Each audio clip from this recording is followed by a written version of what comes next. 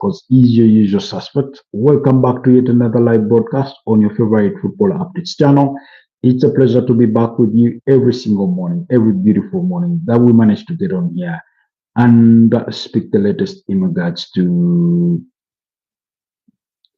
uh, the latest in regards to football. A lot has been discussed in the last couple of days following the weekend results. Apologies on that. Just me having to try, trying to have our audios tested, making sure everything does check out before we go any further. But like I was saying, a lot has been said during the course the last couple of days following the weekend results that we did witness that have left a bit of a sour taste within some fans' mouth, especially if you are a Manchester United fan. And if you are a Valencia fan, then you also have your own reasons to be worried following that horrendous performance as Barcelona put six past past Valencia. So that's the situation. But unfortunately, things tend to move thick and fast. Last night, Como were being held to a 1-1 draw against Genoa in a meeting of former Arsenal players, Cesc Fabregas in the dugout for Como and Patrick Vieira on the other side for Genoa.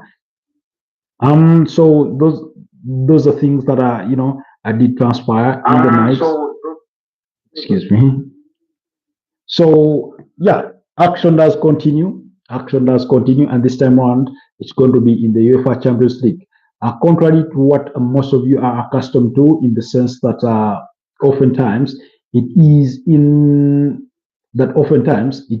UEFA Champions League is played on a Tuesday and and a Wednesday. This time around, it's going to be played on 3 different days. That's Tuesday, Wednesday, and Thursday.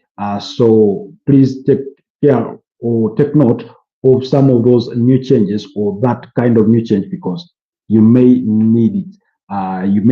You do not want to miss out on that Thursday action. For example, Manchester City will be up against Napoli on Thursday. So trust me, you didn't want to miss out on that action. Just because you thought, the UEFA Champions League is played between Tuesday and Wednesday and things like that, and things like that. So it's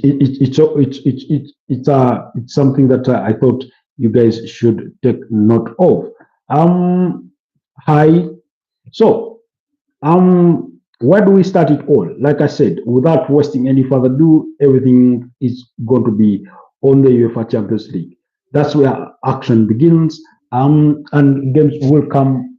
This time around, we will be having early kickoffs. That's at 7:45 p.m. East African time or 19:45 hours, depending on where you find yourselves. For our friends in the UK, that's going to be around 5:45 p.m. For those that have AM to PM, I do not know whether Arsenal fans from the UK will have the opportunity to make the trip to Bilbao or to San Mamés to watch Arsenal up against Athletic Bilbao, because they do curtain rise the UEFA Champions League with that early kickoff. Arsenal travel to Athletic Bilbao. Beautiful game of football that we do anticipate. We know Bilbao's prowesses. They're very good defensively. The team that are capable of scoring goals. They're under the charges of Ernesto Valverde. They have some good players there, in the likes of Inaki Williams and Nico Williams, who Arsenal wanted to sign in the summer, although he ended up staying at Bilbao.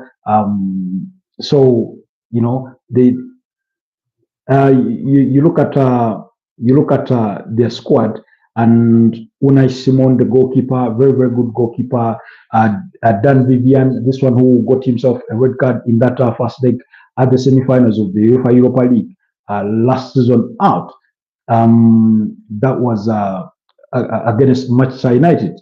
Then you have Aito Paredes in that defense, Yuri Berechiche, Yuri Bachiche.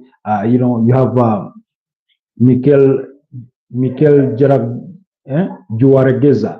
Yes, in that midfield, Alex Berenguer, Ohai Sunset, Ohad Sunset was injured for the better part of last season, like in the second part of the season, but he was Athletic Bilbao's top scorer, I think, with a tally of about 15 goals across all competitions and a couple of assists. He doesn't assist often, but he does score often. So that is some of what to expect in regards to today's fixture. Of course, both teams have their injury concerns to go with. I do not know whether Nico Williams will be able to make the match day because he was struggling through what is believed to be a groin injury, while while Uri Alvarez, is out for doping. Anyways, a couple of injuries for them to worry about. On the side of Arsenal, William Saliba did return to training. Martin Odegaard, the fixture does come a little too early for him. He did not travel with the team. He stayed behind, albeit he's the captain. We know Bukayo Saka had to watch the weekend fixture as Arsenal put 3 past Nottingham Forest on the sidelines. We know Kai Havertz is not ready. We know Christian Norgard, although he's been training, he did not make the match day squad over the weekend. We know Gabriel Jesus is still so far out with injury. William Saliba has returned to training. Ben White, we wait to see what his fate will be for that particular game. Is there expectations of changes in the starting 11 as compared to what we saw in the weekend against Nottingham Forest? The easy answer is definitely yes, because Martin Odegaard, who had started in that game before being pulled out, pave the way for Ethan Nwanedi, won't be part of the squad. So that means he maybe gets a chance. Do we get to see Kepa Arrizabalaga in goal? Unfortunately for him, not. Maybe next week, midweek, when Arsenal take on Port Vale in the third round of the EFL Cup, maybe we'll get to see him. Christian Mosquera, does he continue to start? I mean, he hasn't done anything wrong to make us think that he shouldn't be starting against Athletic Bilbao. In any case, he will be playing against familiar opponents who he had played across a number of times over the previous 2 campaigns during his time at Valencia. And then, of course, Gabriel Magalhaes continues his leadership in that centre-back role, Jurgen Timber at right back, and Ricardo Carafiori. Maybe if there was to be a swap out of legs, I would expect Miles Lewis-Kelly to come in for Ricardo Carafiori, given that Arsenal do have themselves a date on Super Sunday with Manchester City. Speaking of Manchester City, I feel, allow me veer off a bit here, I feel this is a bit unfair in terms of the footballing sense, not just Man City, but in the footballing sense, because tell me why Arsenal play on a Tuesday, having played on a Saturday, that means they only get to rest for Sunday. Monday is basically light training and travel, and then they play on Tuesday. Now, you go ahead and do that to Manchester City, who played on Sunday. They have to, and guess what? They're going to be playing at home. They have Monday, Tuesday, Wednesday, and they play on Thursday at home. Now, they only rest for Friday and Saturday, and then on Sunday they are in action against Arsenal. Now, I understand for Arsenal they're having to travel away and everything like that, but I feel that there's more that can be done in terms of balancing these fixtures out. I'm not saying Arsenal shouldn't be playing on a Tuesday, but why on God's green earth do Manchester City have to play on a Thursday? That's the point. Why do Manchester City have to play on a Thursday? Because my belief or my anticipation would be that they get to play on at least on a Wednesday, because then they have a big game on Sunday. That's how you'd have it. But in this particular case, it's been flipped around. It's been twisted around, and you have the basically play Napoli on Thursday, and then they have to return to action and play.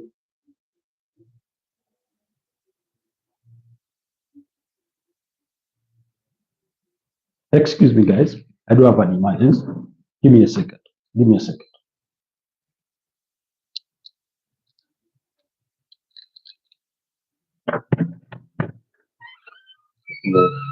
Muri ibintu bya Lamba,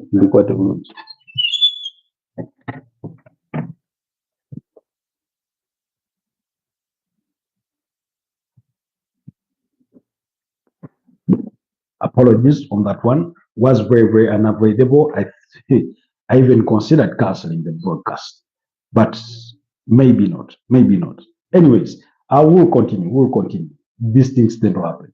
Oh, Jesus Christ. My phone is giving up on me, guys. My phone is giving up on me. It's something that is it's more like a ticking time bomb on my end. It's a ticking time bomb. Anyways, we will call it what it is. So, like I was saying, why do you have Manchester City playing on Thursday and then they have to play on Sunday? Yes, I know they are not traveling like Arsenal having to travel, but Friday and Saturday being the only days of rest and to play a big game, which is going to be away from home, although still within the UK, is a bit of something that could have been handled better. But anyways, so back to the Arsenal. What's the expectation in regards to that start? Like I said, if I were to swap out in terms of what I expect, you're going to need Carafiori's energy, you're going to need his dynamism. Although if I'm Pep Guardiola, I should be plotting to exploit that space that Ricardo Carafiori leaves at left back. But we'll get to that part as we approach the weekend. So I'll play Miles Lewis Kelly, give swap out Ricardo Carafiori. If Ben White were available, I would have started him, but being that he could be coming off injury, maybe not so much. Midfield, Declan Rice has to start ahead of Mikel Merino. I would start Declan Rice, Martin Zubimendi, and Ethan Nwaneri, Beleche Eze, and Beleche Eze, that's on the right wing, by the way. And then I'll play Gabriel Martinelli on the other wing and Victor Gyökeres. That's how I would go about it. Now, a lot of you would ask, Noni Madueke just had a brilliant game over the weekend. Why are you not starting him? This is all about team rotation. Now, and there's no significant drop in quality because it's not like we've rotated the entire team. Basically, what we're saying is at left back, bring in Miles Lewis Kelly. To the front, switch out Noni Madueke for Gabriel Martinelli. And then you have Ebelechi Eze move to the right, and then Martinelli stays to the left wing. And that kind of thing, give Mikel Merino a rest because these are the energies you're going to need hard and fresh going into the weekend, against Manchester City. Or alternatively, you could decide to start your best, first 11, try and kill the game as early as possible, and then give those players a rest. But for me, for somebody that has spoken plenty of times about Arsenal's need to rotate players, to give players a rest, while we're still very early into the season, this is what helps you.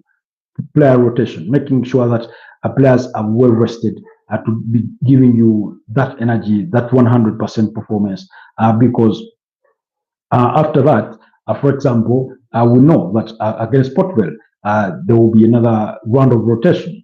Maybe that's when we'll get to see Piero Hincap in that Arsenal backline, which is tough in itself because you want to play Hincap alongside Kepa Arrizabalaga, who they've never played with, and then Miles Lewis Kelly in that game still, and then Max Doman starts that game for me. Who else? So those kinds of players, and maybe you never know, Mali Solomon or Joshua Nicholas, if they've not gone out on loan, could be called upon, to get a couple of minutes in there. So the point for me is that these player rotations do not have to wait for injuries, do not have to wait for players to pick up on, knocks here and there to fill a nibble so that they do not play through injury and all that, For as long as you believe that you have the necessary quality or pound for pound that is almost evenly matched. I use that very intently, almost evenly matched, because I know it's not evenly matched between Bukayo Saka and Noni Madueke, but almost. So you want to have that swap out of legs, and because we are talking about an Arsenal side who, again, Bukayo Saka has been sidelined, William Saliba, Kai Havertz, Gabriel Jesus, Christian Nogat just returned, Ben White just on his return, and things like that. So for me, that will be my way to go about it. So for Arsenal, they'll have to worry about Heinz Hansen.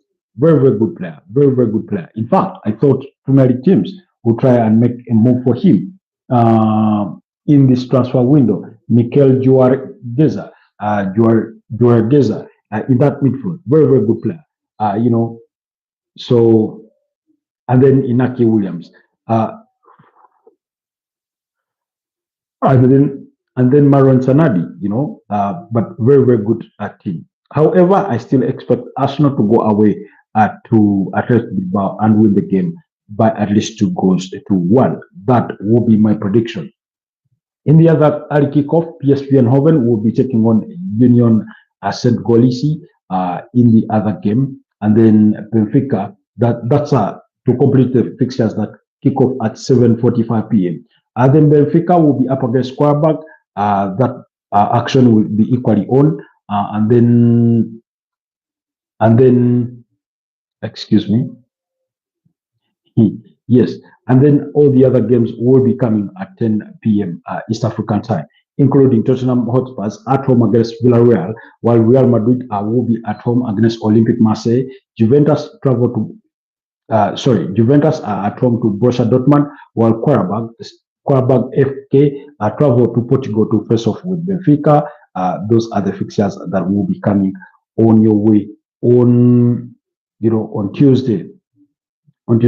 So Liverpool will come into action. That's tomorrow. That's the expectation. I remember the EFL Cup third round also gets underway with games to be played between Sheffield United and Grimsby Town. Sorry, Sheffield Wednesday and Grimsby Town. Speaking of Sheffield United, they set to reappoint Chris Wilder as their new manager. I saw that and I'm like, what a cliche. I mean, he's the guy that you let go just recently because he had lost a championship playoff final against Sunderland by 2-1, and then suddenly, a couple of games into the season, and you're already bringing him back. Why get rid of him in the first place? But anyways, it is what it is. Brentford will be up against Aston Villa, while Crystal Palace will take on Millwall. That's for the EFL third round. For that cup competition. So be sure for those of you that may not catch the UFEA Champions League to catch up on those fixtures. They should be coming your way at the right time. Brentford against Arsenal. These are big games, guys, by the way. At 4 Premier League games in action. Sorry, 3 Premier League games in action. That's for Crystal Palace against Millwall, and then Brentford versus Aston Villa, and then Grimsby Town, of course, the other team in action. I remember Grimsby Town knocked out Manchester United. So, anyways, I will move on and move to, on the side of Real Madrid, before we move on, Real Madrid, I think they will win the game. They've had a very, very decent start to their campaign. In as far as the Spanish La Liga is concerned, they do lead the pile with 2 points. They are yet to lose a single fixture. Their victories, by their own nature, have not been very, very convincing, but they are putting results on board as they improve their style of play and adapt to whatever the demands of Xabi Alonso are. Thibaut Courtois is expected in goal. Dean Hudson alongside Eder Militao, Trent Alexander-Arnold, and Alvaro Fernandez, Carreras. Then Fede Valverde in that midfield alongside Tchouameni, Adagula, Brahim Diaz, Vinicius Jr., and Kylian Mbappe, or Rodrigo Goes, depending on how he chooses to go with it. But Antonio Rudiger has a muscular injury, Ferland Mendy with a thigh injury, while Edric is still struggling with that hamstring.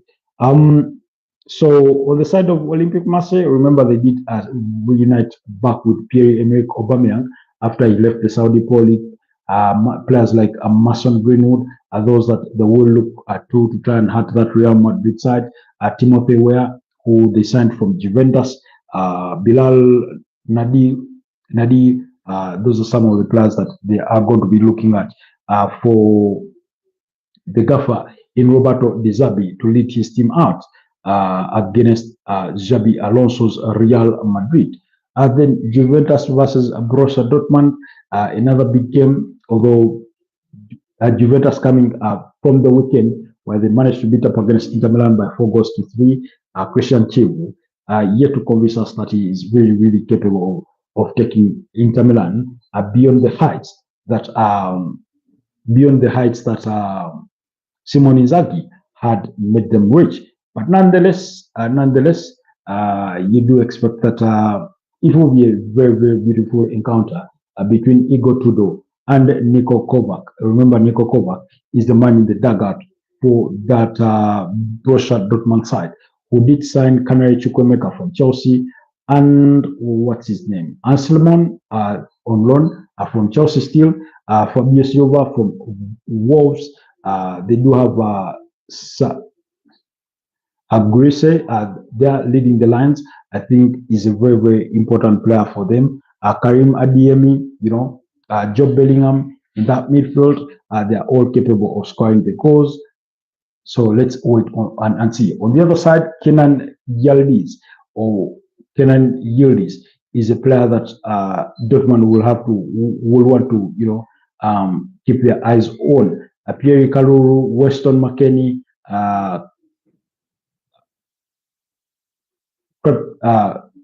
Crepin Thuram, Manuel Locatelli in that midfield. So beautiful game that we do expect between Juventus and Borussia Dortmund. We're talking about the 2024 losing finalists being back. Remember last season they made it to the quarterfinals and got knocked out by Barcelona. That's for Borussia Dortmund. They got knocked out by Barcelona, winning 3-1 at the Signal Iduna Park, while they had lost the earlier fixture by 3-0 in Spain.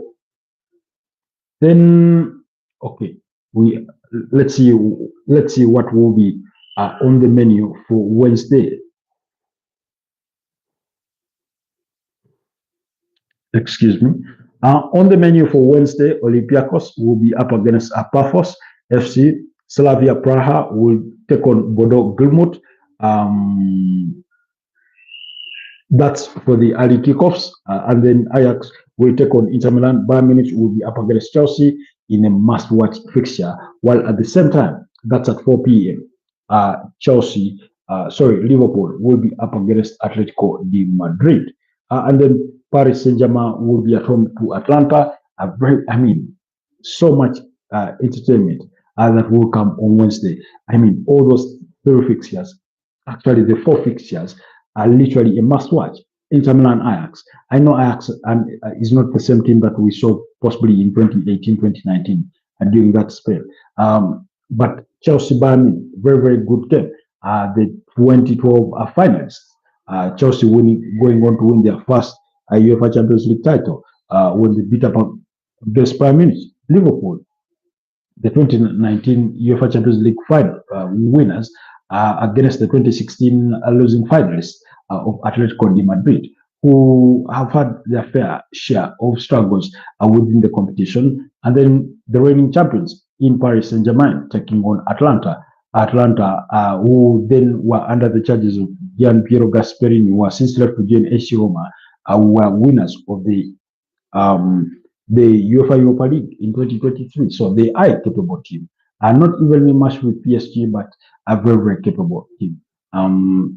I do not know what Ivan Juric is doing over there, but let's hope he is getting the results in as far as things go for the Italian Serie A in that regard for Atlanta. So yeah, that's part of what to expect in today's fixtures in as far as the UEFA Champions League is concerned. I believe many of you, if not all of you, should be really, really hyped up for those fixtures. For those of you that do not have teams playing in the UEFA Champions League, we're sorry. There's nothing much we can do for you. Manchester United fans, we're sorry. Even Tottenham fans have something to gush about, despite the fact that they finished 17th on the Premier League log last season. Excuse me. And of course there will be laboring to try and make a mark for themselves, because Thomas Frank, this is his first time that he's going to be guiding a team through Champions League. So yeah, for me, it's beautiful to wait and see what they will be able to unload. We will continue to engage further on these fixtures and more. Of course, I do not know. Maybe if time allows, but I do not expect to do a lunchtime broadcast. Let's just wait and see. Let's just wait and see if we are able to do one. If we are not, it will be okay. Then we'll have to link up later in the night and do our routine broadcast. Our broadcast may be a bit of a watch along, because the games that kick off at 10 p.m. will still be continuing when we get to link up. Otherwise, allow me to wish you a wonderful rest of the day. Do not forget to go to the channel and check out under the video section. Watch our videos. Yesterday we did put out a video regarding Ruben Amorim, wondering or questioning why Manchester United shouldn't sack Ruben Amorim just yet. We made some arguments, made a case, tried to make a case for it. Whether you agree with that case or disagree with it, do let us know what your thoughts are on that. On those things, just go over to the video, watch it, and leave a comment down in the comment section, and I'll be sure to respond to you, or whenever you do that. To our new subscribers, we say welcome to the community. It's always fulfilling to see new members join on board. At the moment, we have about 1,600 subscribers. Remember, the objective is to make it to 2,000 subscribers. We failed to achieve that goal last month, and early signs do not show that we're making headway this month, but fingers crossed. Fingers crossed. We will keep doing our best to serve you. Have yourselves a wonderful rest of the day, and bye-bye for now.